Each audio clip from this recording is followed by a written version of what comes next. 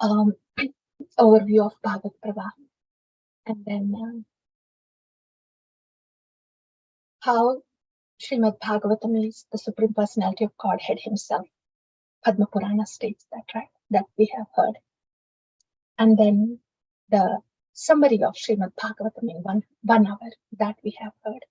The first canto, second canto, third canto, fourth canto. We are in fourth canto. And the fourth canto is almost over. Today we will hear some, and in the next session we will be winding down the fourth canto. So far what we have heard in the fourth canto. In the fourth canto, first one is about Sati Charita, where we have heard about Daksha Yajna. Right? And then Maharaja Uttanapada's lineage. There we have heard about Dhruva Charita. Okay? After Dhruva Charita, then Anga Maharaj, then Prithu Maharaj. We have heard about Prithu Charita. Then Prithu Maharaj, he also went back to Godhead. And Prithu Charita, Prithu Maharaj's son was Maharaja Antardhana, right? That Antardhana, and then his lineage continued. And Prachina Barhishat. Prachina Barhishat he had 10 sons. We are hearing about Prachetas now, those 10 sons. So we are now hearing the Katha of Prachina Barhishat and his 10 sons Prachetas. So far we have heard about Rudra Gita. I think we have to mute, right? Dear devotees, please mute it. Thank you. So, so far, we have heard about Prachina Barhishat, how he asked his 10 sons Prachetas to go to the forest, perform austerities, and get ready to rule the kingdom, right? So on his order, these 10 Prachetas, they went to the forest.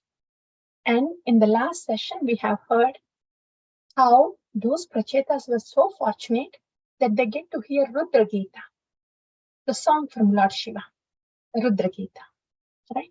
So they have heard Rudra Gita from Lord Shiva. That's what we have heard in the last session.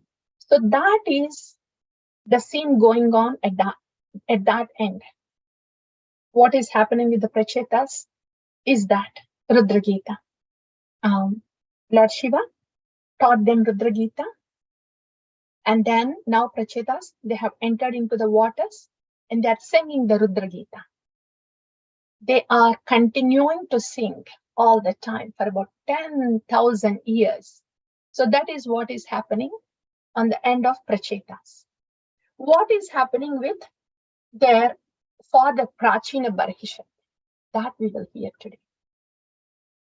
So Narada Muni, our transcendental spaceman, he came to Prachina Barhishat. Yeah, this Prachina Barhishat, he is a little different from the other kings in this dynasty. We have heard about Dhruva, we have heard about Prithu Maharaj, we have heard about Anga Maharaj, wonderful devotees, right? Prachina Barhishat, however, he ended up being a Karmakandi. Karmakandi is, you do the karma, you get the result, you enjoy the result. You do the yajna. See, for example, you do the yajnas, and after you do some kind of yajna, says Soma yajna or whatever it is, then you get to go to Indraloka, and then you enjoy all the pleasures there, and then you come back again. This is all the business of karma kanda. So you perform a karma as a ritual for more sense gratification. And here they perform yajna. Their karma is yajna here. So that is called karma kanda. Karma kanda means performing a ritual or yajna for more sense gratification. Non-stop sense gratification. Changing in the bodies happen. They are here on the earth. They go to the heaven or Pitraloka or Chandraloka, and whatever so-called enjoyment is there, then they enjoy there and then come back to the Manushya Loka and then go on. Recycling ही होता है. Punah punah charvita charvananam, chewing the chewed. This is Karma Kanda. Within the Brahmanda, this is the Karma Kanda. That is the story of Prachina Barhishat. That's what he was doing. The yajnas, animal sacrifices. Why? So he can gather more and more yajna phala. So he can get more and more sense gratification, like that. So that is where Prachina Barhishat is. His mindset is. That's where Narada Muni comes to. He comes to Prachina Barhishat. He asks Prachina Barhishat. Well, I think we can go to the PDF and then hear what Narada Muni has to say.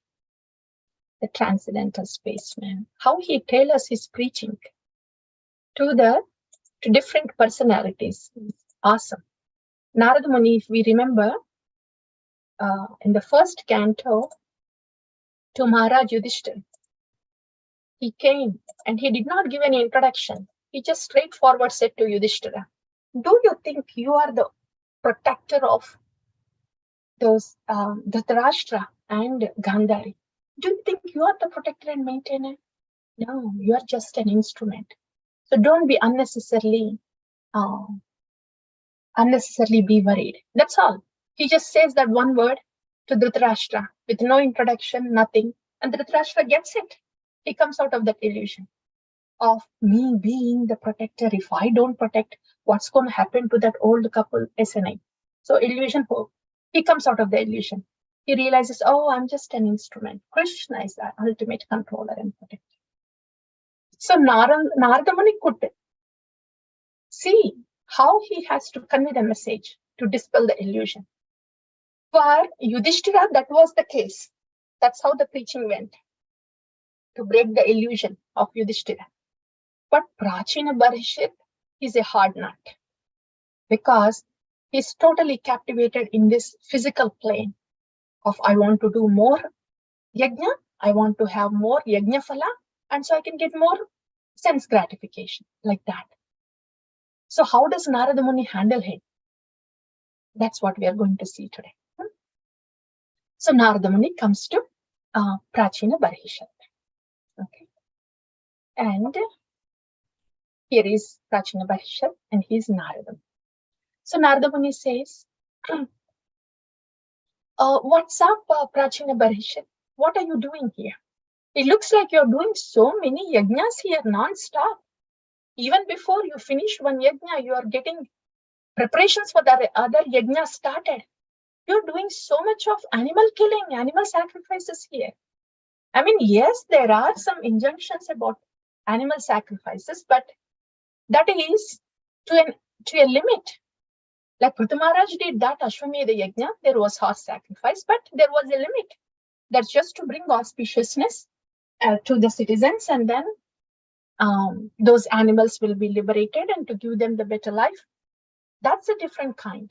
But what are you doing here? You seem to be getting addicted to these yajnas. What is going on with you? And then Prachina Barhishat, to his pleasant surprise, Narada Muni's pleasant surprise, and for the good of his own sake, Prachina Barhishat, he doesn't argue much. He doesn't defend himself much. He quickly admits, I guess you are right. I seem to be stuck up in these fruitative activities. I am just doing and doing to get something and something. All the time, that is what I'm doing. I seem to be stuck up in this doing activity, the karma cycle. So would you please give me some transcendental knowledge so I can get out of this karma cycle, the karma kanda cycle? So he asked Narada Muni straight away like that. He did that, but Narada Muni, just because Prachina Barhishat asked, okay, now would you please give me some transcendental knowledge? He did not directly go to, okay. Lord Krishna said, Mama Ivamse Jiva Loke Jiva Bhuta Sanatana Manashastani Indriyani Prakritistani Karshati. You are a soul, Prachina Barhishat, and you are part of the Supreme Soul, and you're struggling because of your senses and mind. He did not go there directly. Because somebody who is so entangled in doing and doing and doing in the physical plane to get something and something and something all the time, spiritual knowledge is too much for them at a time. So for grossly entangled people in this physical activity, whoever is entangled, Narada Muni is trying to see how he can build a bridge from physical to the mental plane and slowly to the intellectual plane, so he can little bit understand about what is going on with his soul. So what Narada Muni did was, after Prachina Barhishat asked, yeah, I'm kind of stuck up with this, can you please give me some transcendental knowledge? Then Narada Muni, he showed with his mystical power, he showed what his life would be because of all the animal killing that he has done in the name of sacrifices. He literally showed a 3D picture. You know, like Lord Krishna showed Vishwarupa to Arjuna, like that. That was 3D, more than 3D. So Narada Muni also showed this 3D future of Prachina Barhishat if he continues to kill the animals like this in the name of sacrifice. In that 3D picture, Prachina Barhishat, he could see how all these animals could not wait to come and kill him, tear him apart with their sharp teeth and knives. They are unable to wait to plunge onto him and tear him apart. That he could see Prachina Barhishat. So Narada Muni said, did you just watch that? Did you just see that 3D? Do you see how those animals that you have killed so far are waiting for you? Waiting for you to die so they can take their revenge on you? If you continue this animal killing like this will be your future. Then Prachina Barhishat, he came to his senses with that little 3D effect, with the vision that Narada Muni gave about his future. He got alerted. He got alert and he came to senses. So thoda sa tuning hua. Now Prachina Barhishat is ready to hear what Narada Muni is going to say. Yeah. And the next thing Narada Muni would do is, after this 3D effect to dispel the mental illusion, he would describe an allegorical story. So Prachina Barhishat, intelligence can be tickled a little bit. So he can put the pieces together. So the king can put the pieces together and see what is going on with him. Allegorical story means it is like this. You will see the whole session today is about allegorical story. But what it means is saying something indirectly in a form of story about what is happening. So in this case, Narada Muni would make up a story to explain what kind of life Prachina Barhishat is living. So that kind of making up a story to make a person realize a truth is called allegorical story. You will know very well about that by the end of this session. So Narada Muni, he tells an allegorical story to this king Prachina Barhishat to make him understand with his intelligence about his pitiful condition that he is in, not practicing any spirituality, and got stuck with the karma kanda. So that is what we are going to hear. The allegorical story that is told by Narada Muni, and Prachina Barishat, he hears the whole story. So this story is divided, say, into three parts. The first part of the story. Narada Muni tries to tell him who he is, this king is, and what kind of that this king is a soul, and how he's trapped in this body, and how he is with an intelligence that is polluted intelligence. So that's the first part of the story, to make him to bring the king's attention of how he is a soul and how he is trapped in the body, and the intelligence he had is a polluted one. Okay?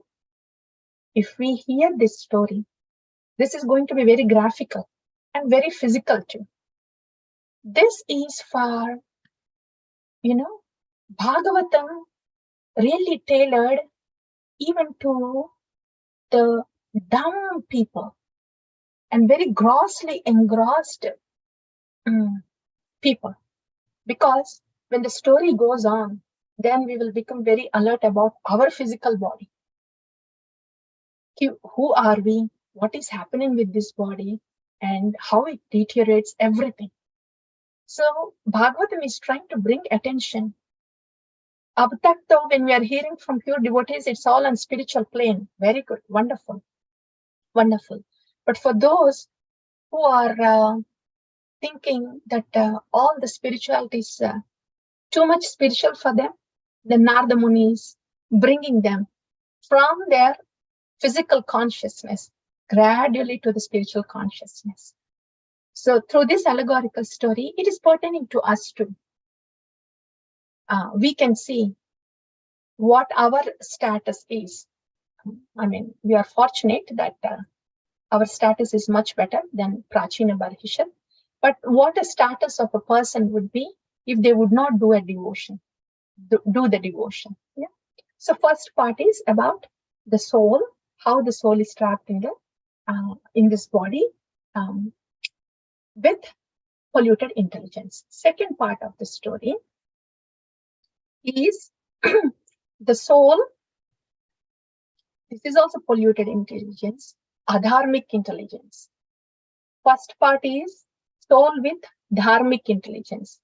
Again, dharmic is here only dharmartha kama, only the material dharmic, only naimittika dharma. The second part is the soul with adharmic intelligence. We'll get to the details more. Third part of the story is how the body shuts down and deteriorates, and how the soul goes into the next body. The fourth part of the story is, wonderful part is, the soul with the super soul. Yeah, these are the four parts. Okay, this is more of a story. The whole session is like that.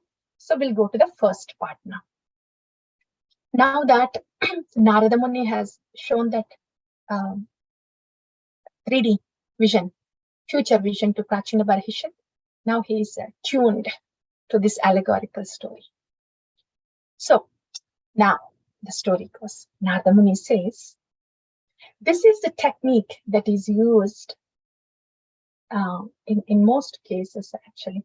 Say if we want to convey something to somebody, a message or an advice or a suggestion, then instead of saying it directly, this is saying indirectly so the person can get what we are trying to say. That way the person is not hurt and he has a little room to wiggle and get the thing straightened. So this is used in many parts of the Purana. So these are like indirect instructions, not the direct ones. Indirect Jnanodaya, not the direct Jnana, like that. So now the story starts. Narada Muni says, see, once upon a time, there was a king named Puranjana. And this Puranjana had a friend named Avignata. This Puranjana is none other than conditioned soul. Okay, Avignata is the super soul. And Narada Muni continues. This Puranjana, he traveled all over the world to fulfill his desires, but he was disappointed. And finally, he found a city of 9 gates. वो क्या है? Puranjana is the conditioned soul. And he came to this material world. And he was wandering in this material world. Brahmanda Brahmite Kone. Yeah. He was wandering throughout this material world, 8,400,000 species in different bodies, trying to get enjoyment in this material world. He's wandering like that, but he couldn't get the enjoyment. And during his wandering, now he saw a city of 9 gates. What is the city of 9 gates? The human body. Human body with 9 orifices, 9 bodily holes or orifices, right? That is city of 9 gates. And Puranjana, he enters into that city. Means conditioned soul is entering into the body. Okay. In Bhagavatam, a lot of description is given about the Puranjana, the allegorical story. Itna kuch hai. We are really condensing the whole thing and getting the gist out of it in the Bhagavad Pravaha. Gist and the essence of it. So in this way, Puranjana enters this city of 9 gates. Conditioned soul enter into the material body. Now, this Puranjana, he's roaming in the city of 9 gates. And then he found a beautiful woman in that city. And that woman's name is Puranjani. Who is that Puranjani? Puranjani is the intelligence in that human body. Yeah. So the conditioned soul now is associating with that intelligence, the material intelligence. And this Puranjani is material intelligence. Okay. Now, story goes on. This Puranjana saw this woman and got very much attracted. And Puranjana is inquiring about her identity. This Puranjani, this beautiful woman, she had 11 servants. All these details, again, they will come up at the end and we will see what those 11 servants are. But the gist is, the conditioned soul now is talking to the material intelligence, Puranjani. So Puranjana is saying, oh, beautiful woman, you look so beautiful. You are in this city of 9 gates. Who are your maidservants? What are your whereabouts? Can you please look at me? Can you marry me? That's what Puranjana says. And then Puranjana says, oh, by the way, my hero, you have asked all the apt questions. But guess what? I don't know what my identity is. I don't know about my residence. All I know is I'm here. And yes, I want to marry you also. And I will give you lots of happiness. This is what Puranjani says to Puranjana. So this is a dialogue between the material conditioned soul and the material intelligence. But dear devotees, material intelligence, Puranjani, it's promising. Yes, I will give you happiness. I will give you happiness while you are in this kingdom. The city of 9 gates, I'll give you all the happiness. This is material intelligence with zero Shastra, with no Shastra Chakshu. So it's guaranteeing the happiness to this conditioned soul while the soul is in this body, in this mortal body. Okay.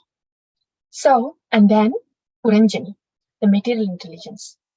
Puranjani, she goes on.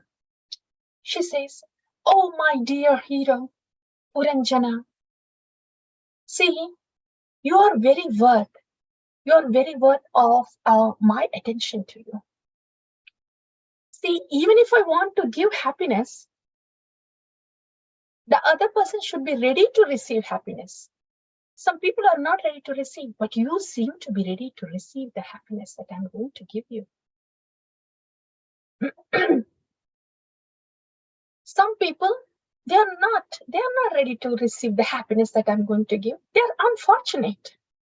But you are the fortunate one, and I will give you this happiness. Ye kya ho raha hai?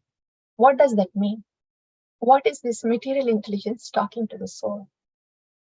So this material intelligence, this Puranjani, what she's saying is, this material intelligence here is still considered dharmic intelligence. It's not adharmic yet. Dharmic. Dharmic is, this material intelligence is suggesting now to the conditioned soul, okay, you do this dharma now, you do this yajna now, okay? With this yajna, I will help you to do that yajna. With this yajna, you will get this result. You will get this wealth, or you will get this boon, or you will get this happiness, you'll get this kingdom, you'll get this mansion, blah, blah, blah. You will get these things, these material things. This kind of different material happiness that you are looking for, you will get this from this yajna. So, doing the yajna here is doing the dharma. Why is this soul doing the dharma? To get some ardha. Ardha is wealth, right? Kingdom or fame or gold, riches, ardha. Why do you need ardha, all this? For kama. Kama is sense gratification. Any desire pertaining to this material world is kama.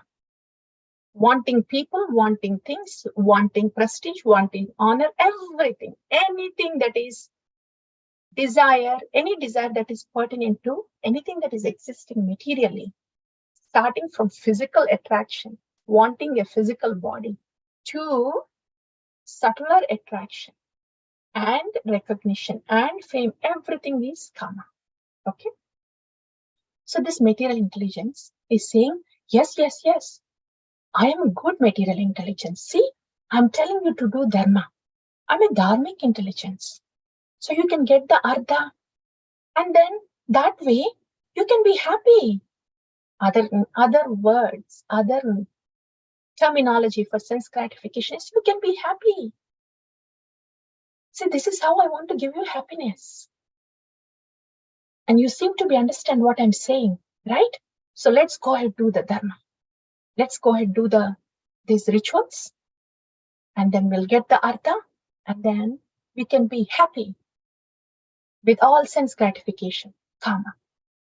So this kind of thinking is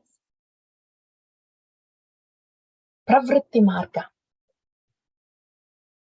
There are two margas. All the Vedic information, anybody, everybody, Veda means knowledge.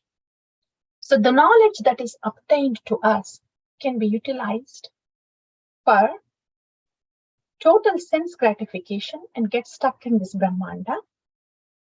And the same knowledge can be utilized. Regulated sense gratification, ultimately getting out of Brahmanda. These are the two ways, two margas. The first marga is called Pravritti marga.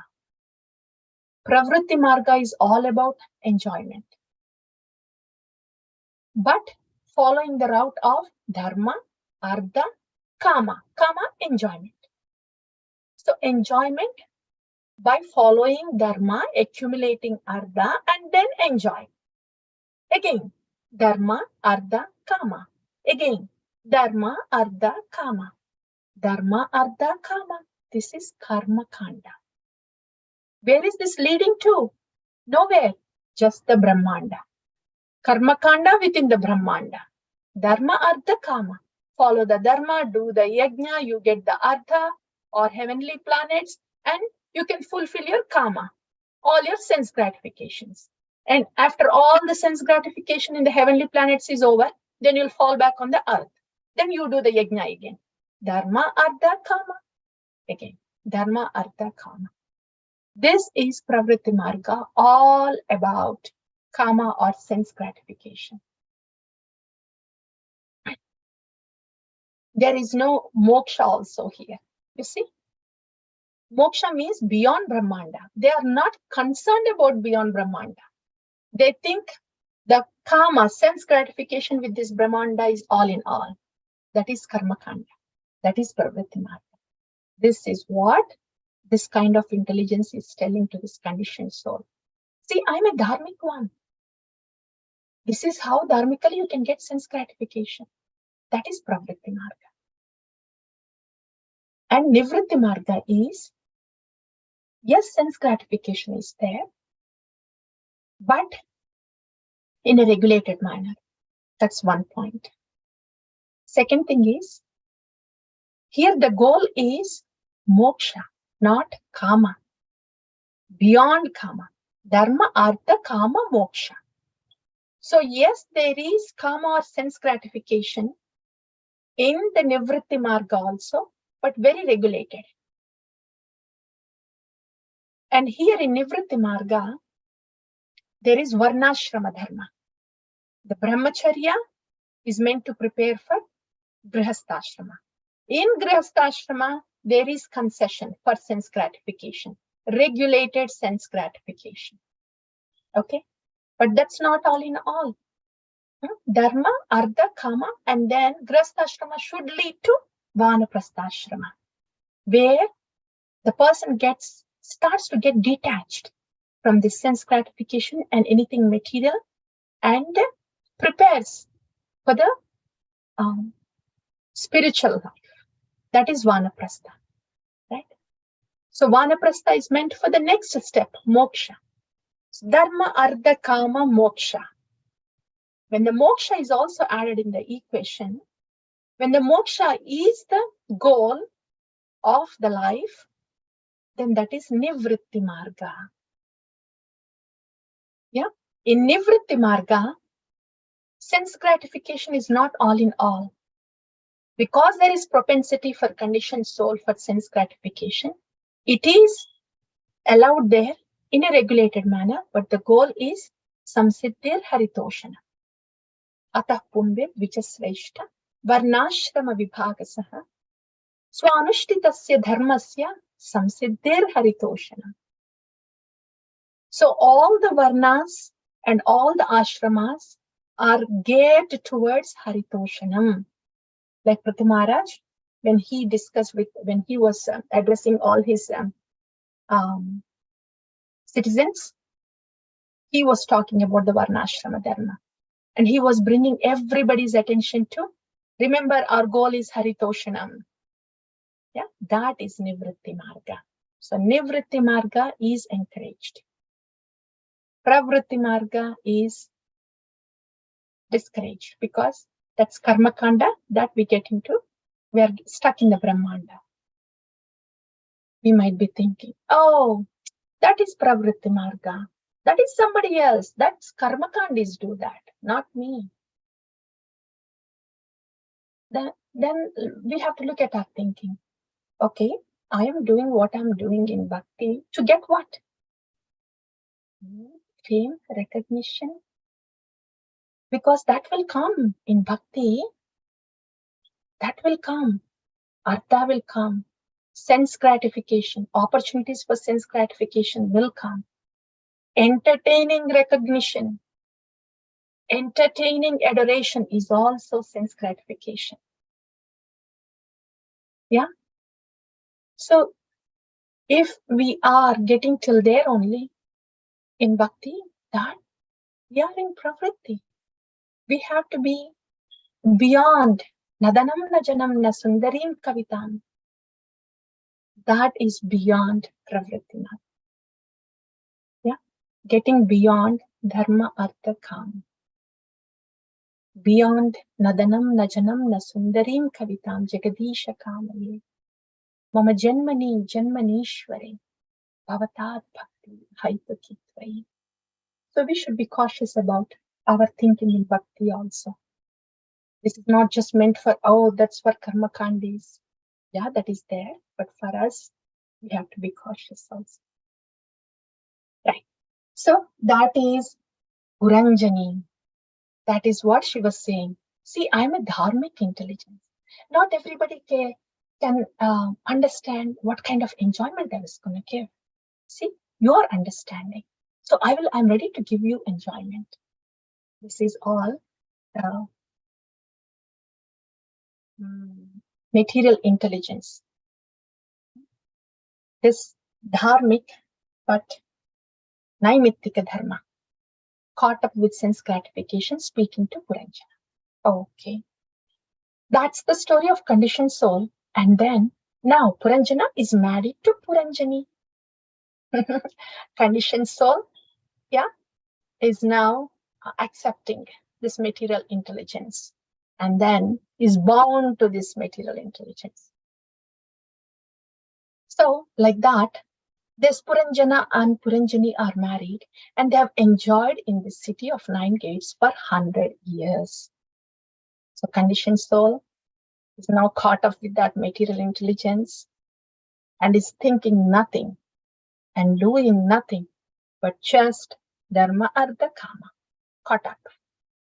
So the time has passed, like 100 years passed.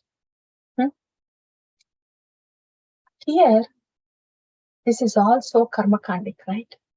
We have just talked about a little reflection of what we can be, little introspective about our thinking, that only we can know. Our intentions and our thought, only we can know. When we do this bhakti, when this nadanam najanam na sundarim kavitam, yeah, we want to be willing to go to that state. And it means that we are willing to be not recognized. We are willing to be sitting in the very back bench.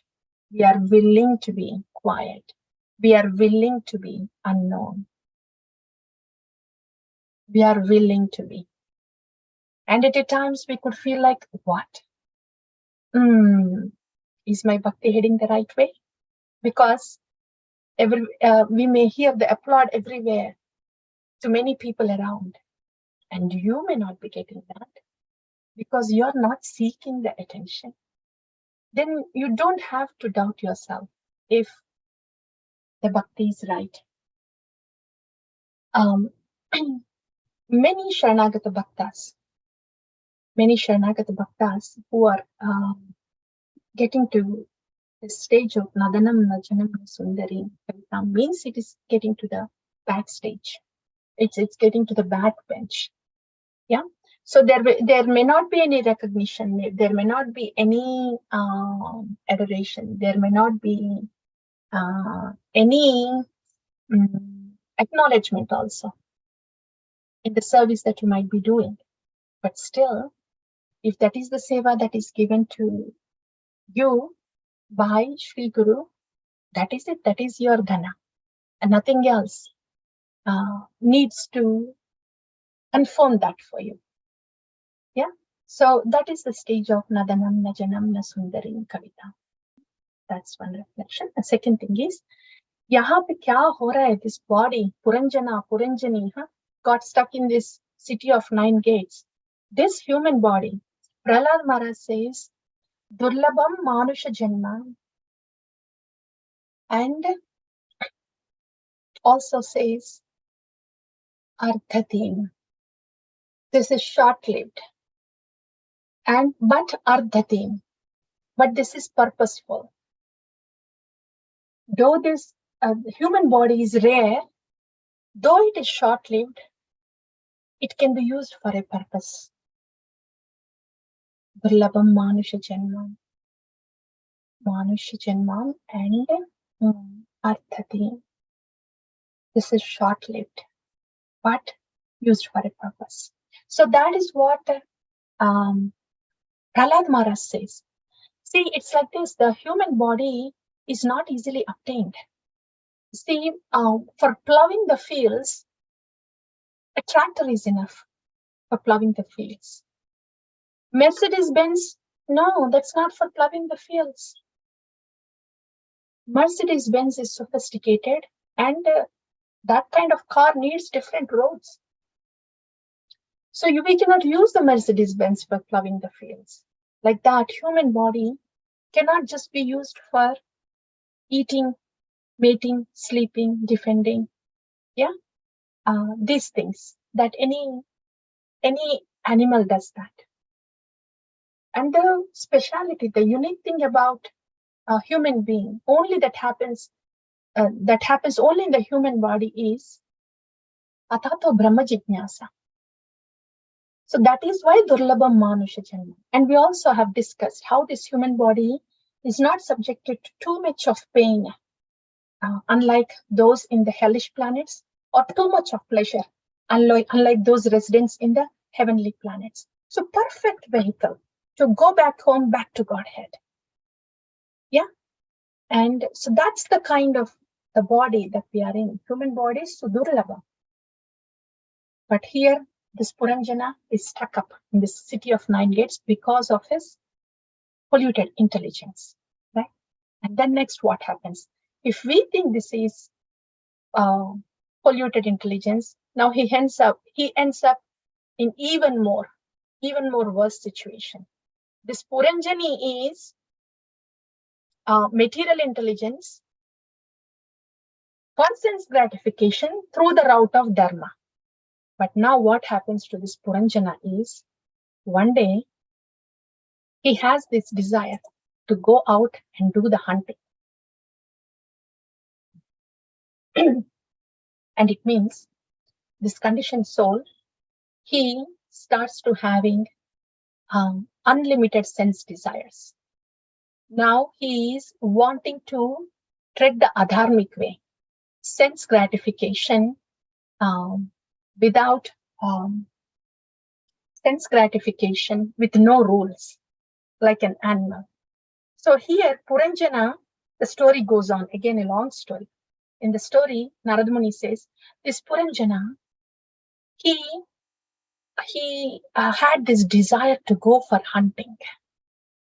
And then he mounted on this chariot. And the description of the chariot goes.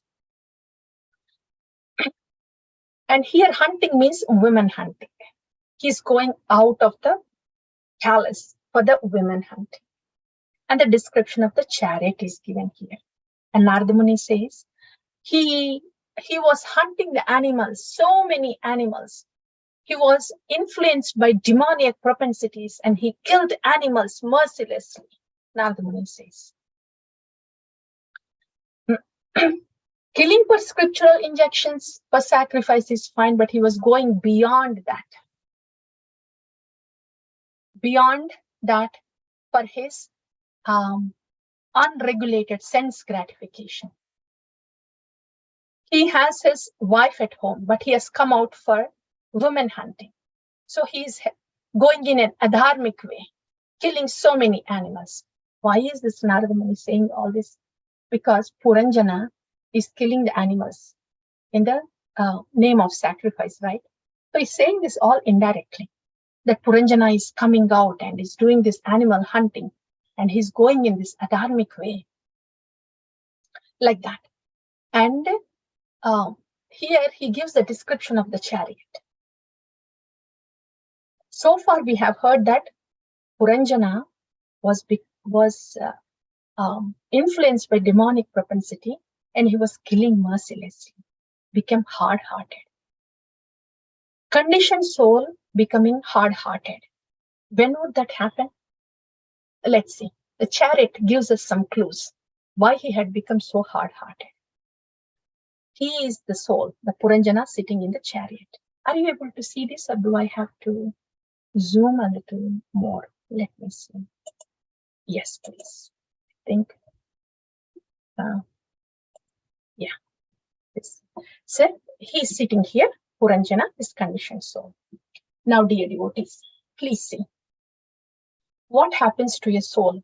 Actually, please see how vulnerable this soul is in this body, how implicated, and how he is really caught up in this material network around. Look at this chariot. Here is the soul, Puranjana, King Puranjana sitting here, the conditioned soul.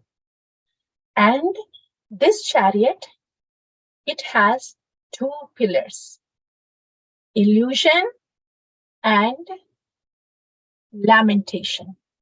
Those are the pillars. Okay? Because of that illusion, these three flags that he has on the chariot are linked with the illusion. That is Rajoguna, Tamoguna, and mixed Sattvaguna. Those are the flags of the chariot. Okay? And now he is holding a bow. What is that bow? I am the doer. I am the enjoyer. That's the bow. Yeah? And then he has two special weapons, formidable weapons with him. What are those weapons? I and mine. I, mine, ahamkara. Yeah. So these are the formidable weapons of the conditioned soul. And then the two wheels of the chariot are pious activities and impious activities, both good actions and bad actions. It means he's in karma cycle. Whatever good or bad, he's still in the cycle, right? He's in the karma cycle. And the axle here is Pradhan. Pradhan. Pradhan is in the very beginning, where Shambhu interacts with Pradhan, that Pradhan there, the axle there. And there are, he has a golden armor. What is that? Golden armor to protect him, passion. And he has these arrows. What are those arrows? Inexhaustible quiver of arrows. They are material desires. So many material desires as arrows, and the armor as passion. And he has 5 arrows, 5 arrows in the chariot, and they're compared to 5 actions and five senses. Okay. Ye sab hai paraphernalia of this chariot. And then now, coming to this main part here, this is intelligence here, sitting in the driver position. And look at this, this is not Puranjani. This is adharmic intelligence. If Puranjani is dharmic intelligence for kama, sense gratification, this is adharmic intelligence. This adharmic intelligence now is catching hold of this ropes, reins. This rope is mind. And these 5 horses, these are 5 senses. This is the situation of the conditioned soul. Very much trapped. Very much trapped. And there are 5 airs in the body. Those are the 5 obstacles. The 5 airs are, prana, apana vayus, different kind of vayus in the body. So this is the description of the chariot, dear devotees. I mean, if you step back and see, really, the soul is really captured in this jail. I mean, such illusion, and driving very fast in the karma cycle, heading south, right? With full speed in karma cycle.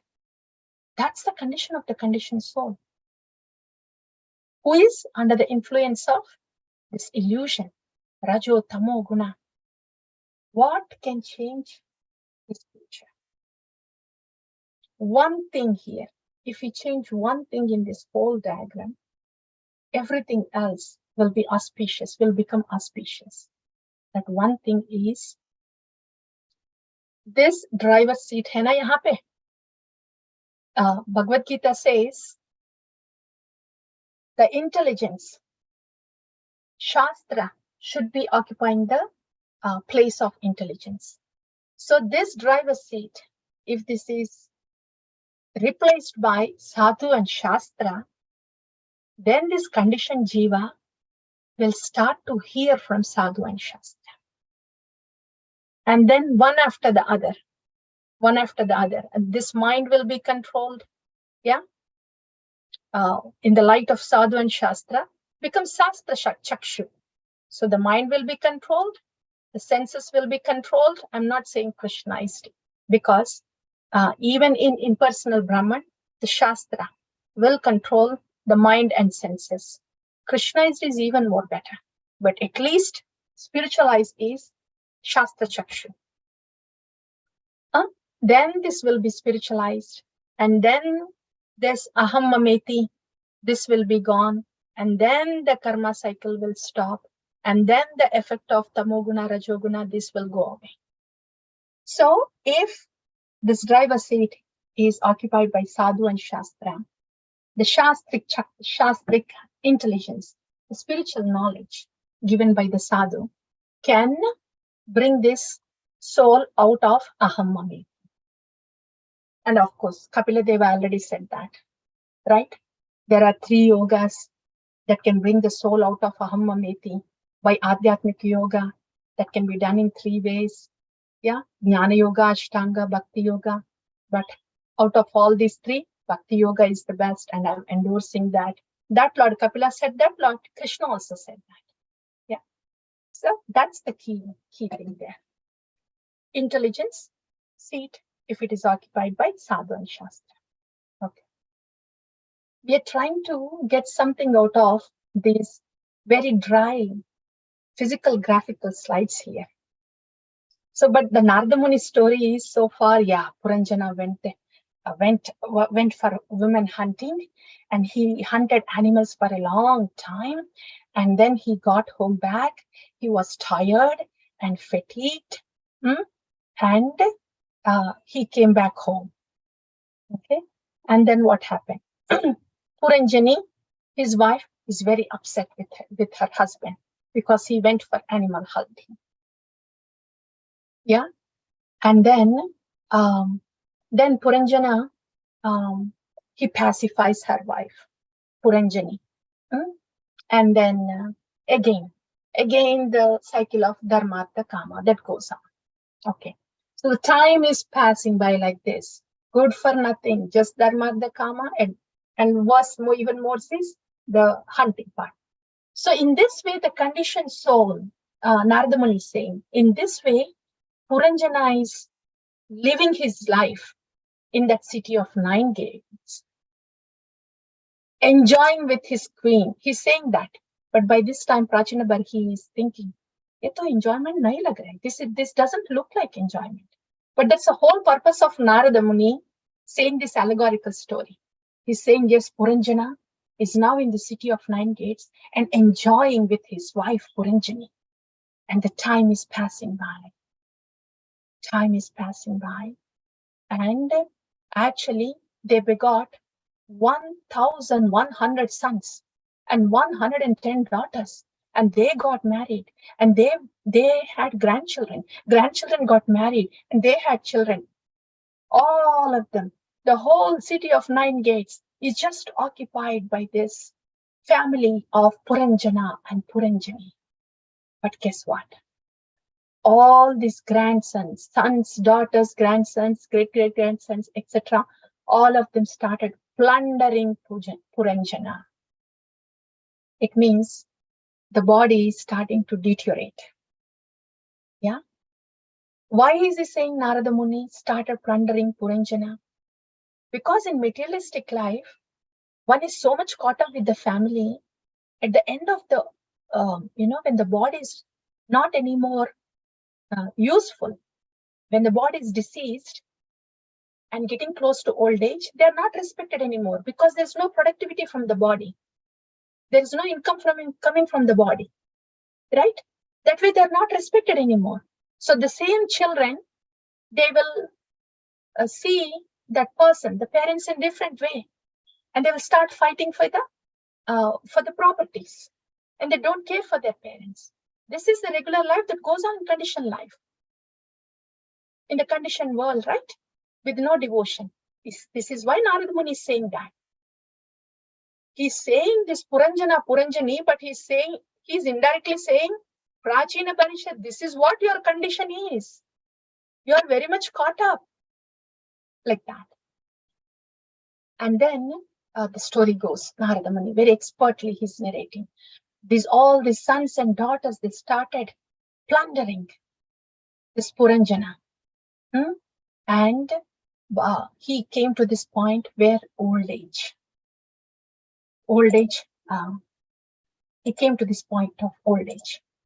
And then what happened is Chandavega, the Gandharva king Chandavega came and attacked Puranjana. And he had 360 powerful male and female soldiers. Kya hai wo? Chandavega is time factor. And the time factor, they have their 365 days, right? Days and nights. So now the body is deteriorating and the old age is coming and he's getting closer to death. And then this five-hooded serpent, which is a life heir, this life heir was fighting with the 720 soldiers alone for 100 years. So the body is really fighting against the disease. The serpent became weak. King and citizens were worried. Here the serpent, five-hooded serpent, are the life heirs. The life heirs, the prana becomes weak in the disease and when they're getting closer to death. Yeah. And in this way, Puranjana was getting close, was in old age, and his body is giving up. And then what happened is Kalakanya, she also came into this picture now. Until then, there is Chandavega, which is the time factor. Now Kalakanya, who is this Kalakanya? The Kanya of the Kala, the daughter of the time factor, is old age, Jara. Yeah, his body is getting diseased. Now he's getting into the old age. And now Narada Muni is saying, this Kalakanya, she had no husband. She could not find a husband. Means nobody wants to get old. So Kalakanya has gone to many places. She even asked Narada Muni to marry him. But Narada Muni said, no, I cannot marry you. It means Narada Muni never gets old. Then Kalakanya said, okay, I am cursing you for refusing me to be your wife. You will never stay in a place more than 3 days. That's the curse of Kalakanya to Narada.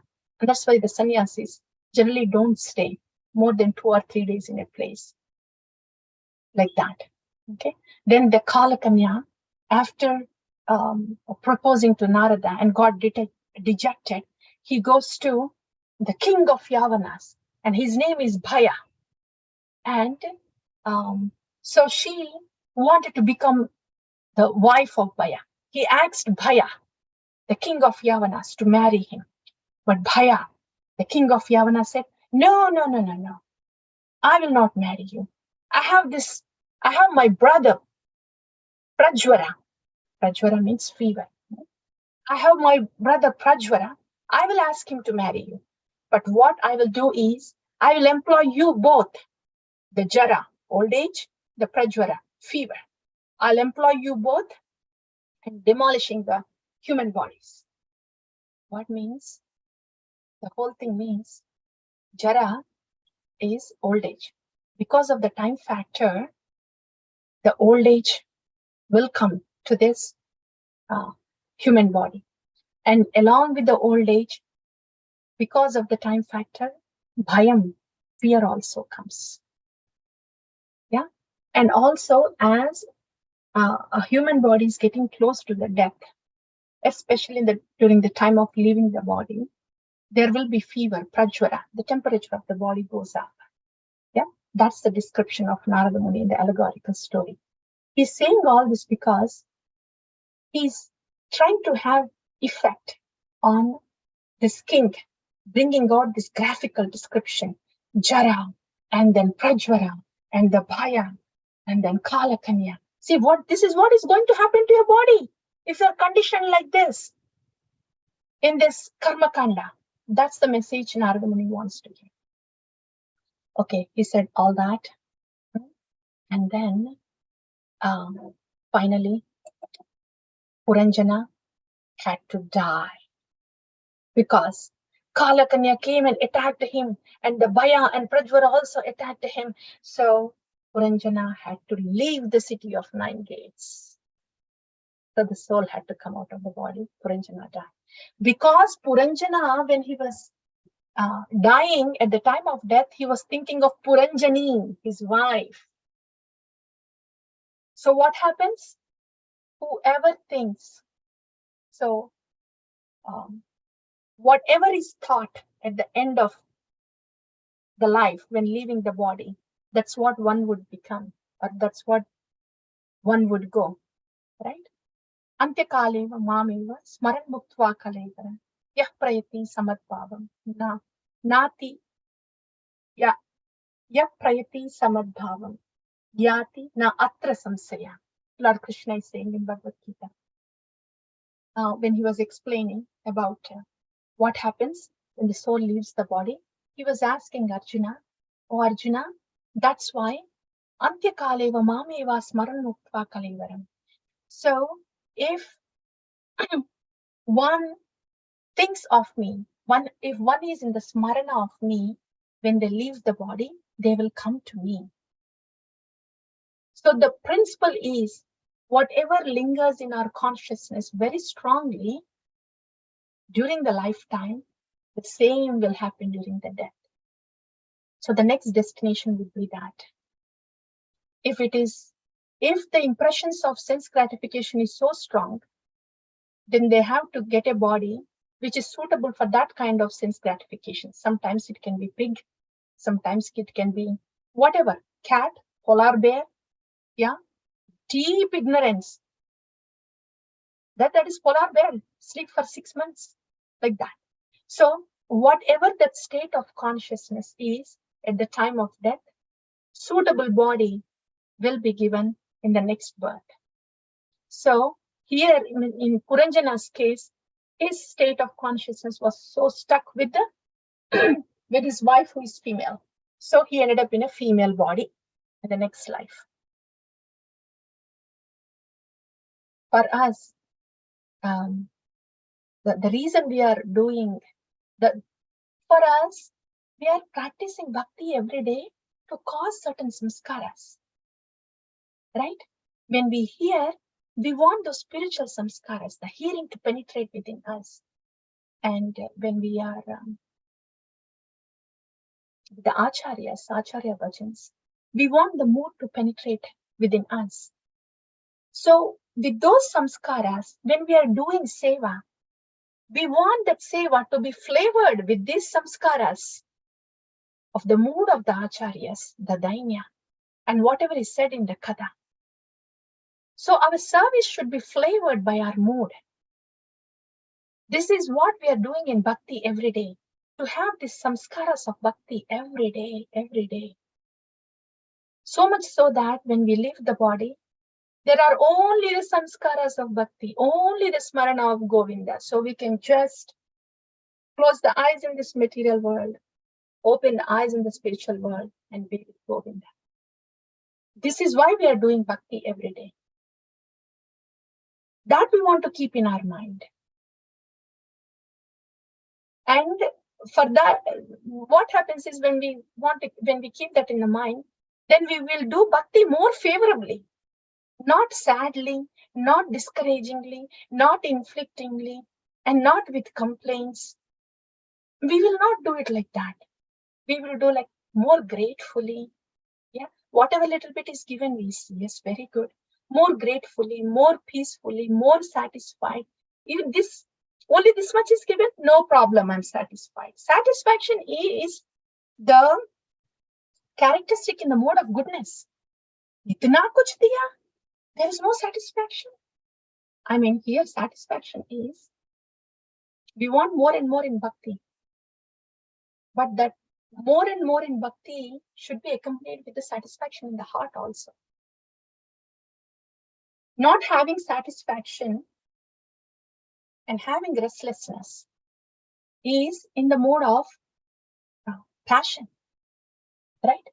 So when we are doing bhakti on a day-to-day basis, we want to see that at least it happens in the mode of goodness. Whatever is given to me so far, I'm satisfied, Krishna. That is satisfaction. And I pray that you may engage me in the seva more. So satisfaction, gratitude, accompanying those two on a daily basis instead of restlessness, complaining. So this is something for us to remember. We are inviting this bhakti impression, samskaras every day. So we want that to happen with satisfaction in the heart and gratefulness for what is given.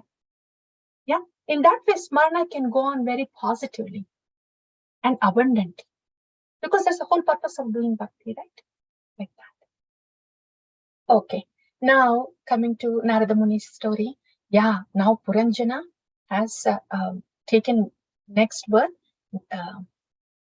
And this time in this birth, he is the wife of Malayadwaja.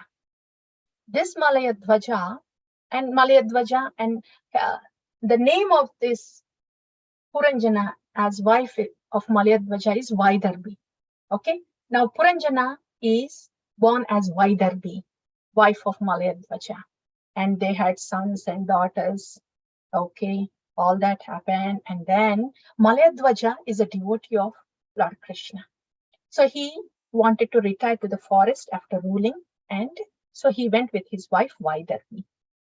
And Malayadwaja, he did the austerities, and Vaidarbi, as a chaste wife, he assisted in the austerities of Malayadwaja, and Malayadwaja left his body, and then Vaidarbi, she started weeping after her husband died. She started weeping. And she was so lamenting so piteously. She was all alone in the forest, lamenting piteously that her husband left the body. And with that lamentation, she was ready to enter into the fire, that is,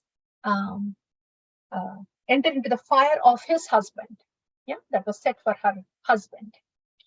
Just at that time, before she entered into the fire, there appeared a Brahmana there. And this Brahmana asked Vaidarbi, do you recognize me? Why are you lamenting? Then Vaidarbi said, I am lamenting because my husband is gone now and I am all alone in this forest. And I cannot be, I cannot bear this separation. So I just want to go with my husband. So apparently, Vaidarbi is not so enlightened, but Malayadwaja was devotee of Krishna. Yeah. So because she was helping with her husband, she would still get the benefit if she was doing Sati Sargamana. We already discussed about that in the past, right? How it was the Grihastha Ashrama was also a part of back home, back to Godhead, including the Sati Sargamana, where they would not feel the pain of the fire, but the pain of separation is. So even in that case too, Vaidarbi would have been benefited. But the Lord wanted to give even more, a greater favor to Vaidarbi. So a Brahmana comes there in that forest just before she was going to enter into the fire. And then this Brahmana says, do you remember me? No, Vaidarbi could not recall. Now the Brahmana says, oh, Vaidarbi, you are thinking you are Vaidarbi. I am Avignata. I am the friend of your husband in the previous life, Puranjana. In other way, he's saying, I am Super Soul. And this Brahmana is saying, you are in this body now as Vaidarbi, as the king of Malayadwaja. And you were in the body, in a male body in the past life as Puranjana. You are neither that Puranjana, a male, nor this Vaidarbi, a female. You are a spirit soul. You are my eternal companion. You are soul and I am super soul. We are like two swans and we are eternal companions. So he gives that kind of knowledge. So there is no difference between me and you. I, as a super soul, I am such Chit Ananda Vigraha. You also, as a soul, also is the same.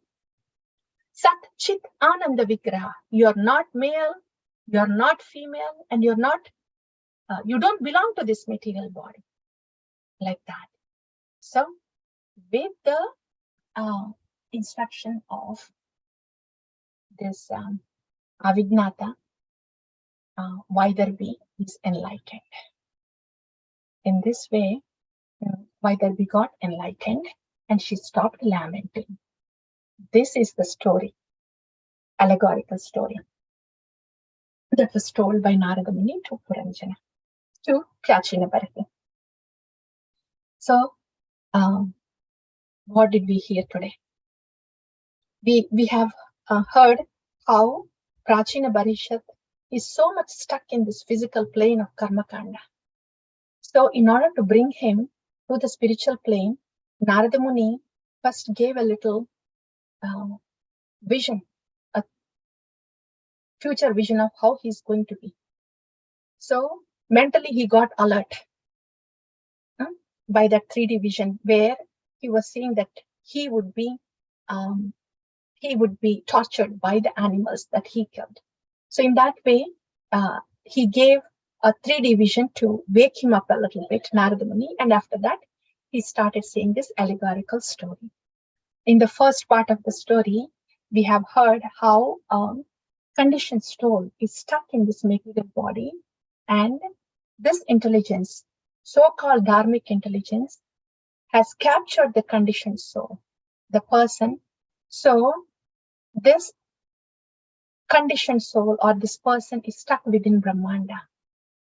There is no escape from this miseries.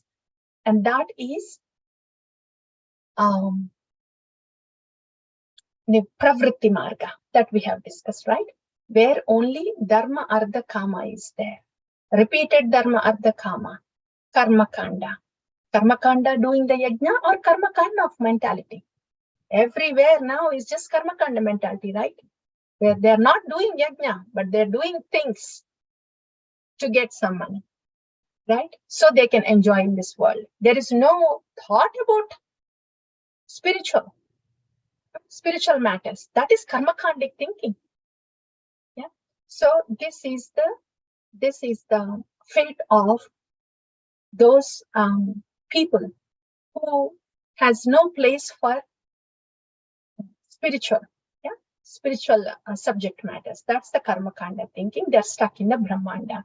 And in the second part, we have discussed about how adharmic intelligence can influence and degrade a person. And there we have heard about different parts of the chariot. And two things that we have discussed out. A person becomes merciless, hard-hearted under the influence of the ignorance and rajoguna. And why would that happen? Because of the ahamkara. Ahamkara means turning away from Krishna. As much as we turn away from Krishna, so much we will be hard-hearted. Because as much as we turn away from Krishna, so much we will be affected by the modes. We become hard-hearted, insensitive, like that.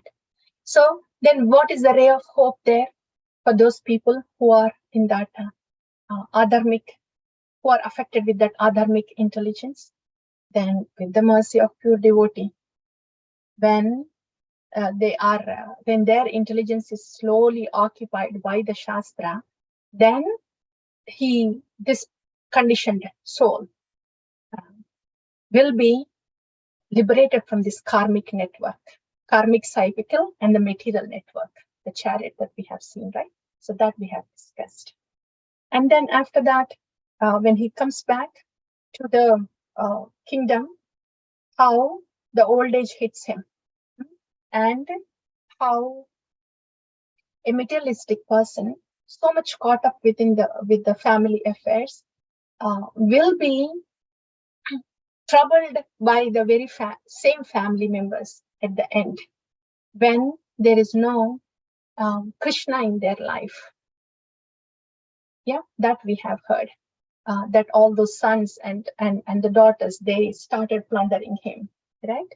And how during the effect of the time, the disease and death takes place, and the fear element also comes.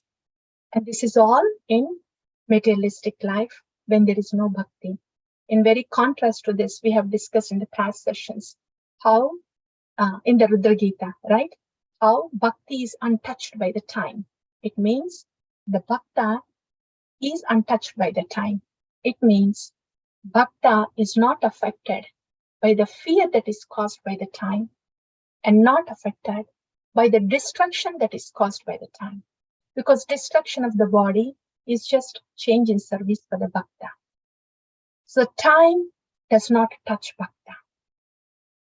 That's the glory of bhakti. But for one who is not practicing bhakti, look at all this, troubles and miseries with the disease and old age and the fear that we have discussed in the end, in the fourth part, where this Puranjana is born as a Vaidarvi. There we have discussed how we are creating, we are voluntarily wanting to create spiritual impressions within our consciousness. Not just spiritual impressions. We voluntarily want to think of Krishna, want to invite Krishna, right? Through the hearing. When we hear Krishna Katha, that's what we are doing. Through the Shravanam and with the association of pure devotees, we are voluntarily creating impressions in our consciousness. So these spiritual impressions, and with Krishnization every day, Krishnization every day can happen abundantly when it is done positively. Positively means with satisfaction in the heart and with gratitude, right? With satisfaction and gratitude. Satisfaction with whatever is given so far, grateful, and actually enthusiasm. Yeah, satisfaction and enthusiasm. Satisfaction with gratitude and enthusiasm. Balance of these two. Yeah. Thank you so much for whatever is given so far. Krishna, would you please engage me more in the seva? A combination of that. So that we are doing on a regular basis. So our smarana in Krishna is more and more deep. And when we leave the body, then the very smarana of Krishna will take us to the Krishna Loka, right? Antekalina Mamiva Smarnitva Kalavara. That we have discussed. And at the end, see, Avijnata, Super Soul, is enlightening the Jiva, that we are not restricted to this material designation, neither male, female, but we are actually soul. So in this way, the Super Soul is reminding us of our Nitya Dharma. In whatever body we are in, we might be performing Naimittika Dharma, our duties pertaining to that body, to our role in that Varna and Ashrama. Those are Naimittika Dharmas, yes. But at the same time, the Nitya Dharma has to be continued every day. Nitya Dharma is Bhakti. Naimittika Dharma is our worldly responsibility. Both of them go parallel. And the Bhakti is so beautiful. The Naimittika Dharmas are also Krishnized with the Nitya Dharma. Yeah, we will pause here, dear devotees. But that's what Narada Muni said to Prachina Barhishat. And in the next session, we will hear, even after describing all this, Prachina Bharishat, he says, you know what, Narada Muni? You have described something. I thought I understood something, but could you explain me a little more in detail? Clear cut, straightforward, please. That's what he would ask in the next session. And that's when Narada Muni would clearly say what is the condition of Prachina Bharishat and what he should be doing. That will be in the next session. So we'll pause here, dear devotees. Thank you so much. Thank you for your time, for being with this allegorical story.